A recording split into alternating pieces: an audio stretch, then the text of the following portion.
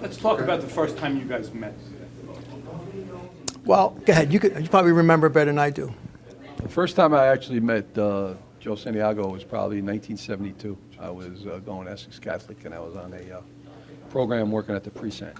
And he gave me a ride home. Him and his partner sat behind him. They were 215 car. That's the first time I ever met him.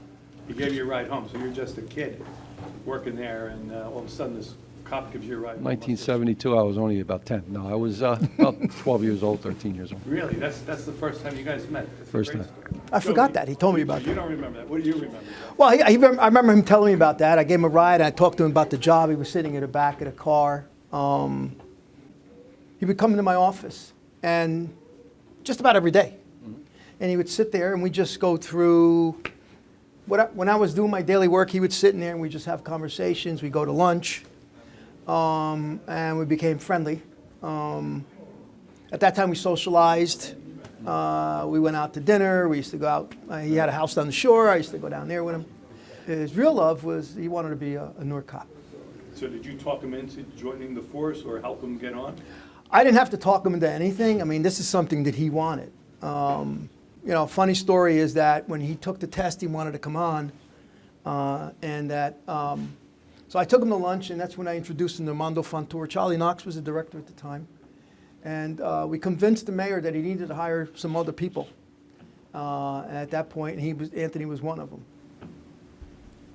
So, Anthony, the relationship over the years, how would you describe it? The mentorship, and talk a little bit about Joe's mentorship to you. Well, I think that definitely mentorship.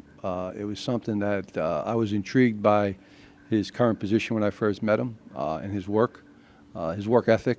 So you have to realize he was a captain of the 2nd Precinct back then, the old North District. So it wasn't that he was in the street and he was talking about cops and robbers. And, I was just intrigued by him himself as a leader. Things that he said he was changing in the precinct.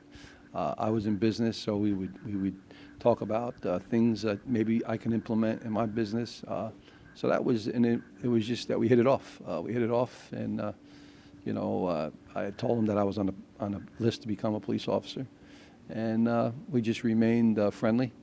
And then back when he became the director, I went to his office, and it's all history from there. Well, how about, what is that history?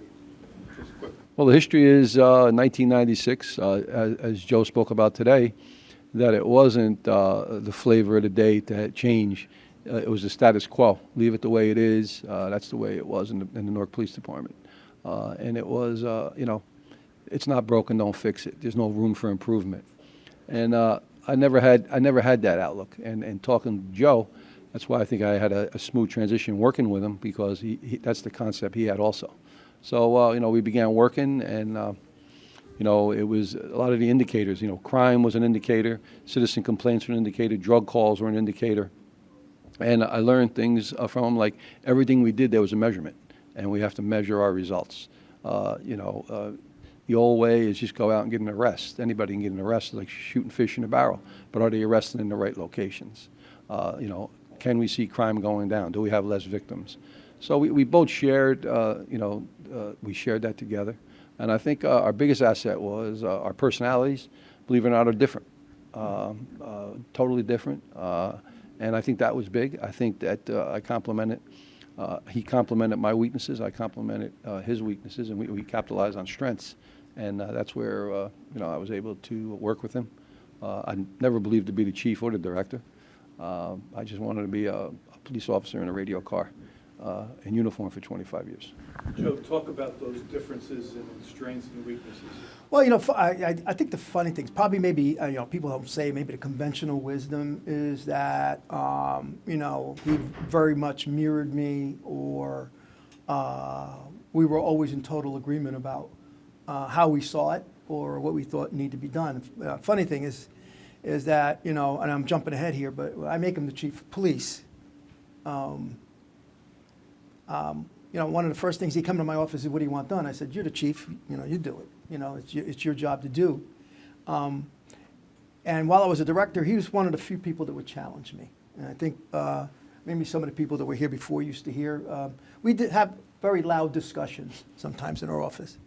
And I remember one time him telling me that I was out of touch, that things need to be done, but I was out of touch, and I'm like, you're telling me I'm out of touch? I'm the one who's changing this place. He goes, but you're still out of touch. You haven't worked in the street in a long time.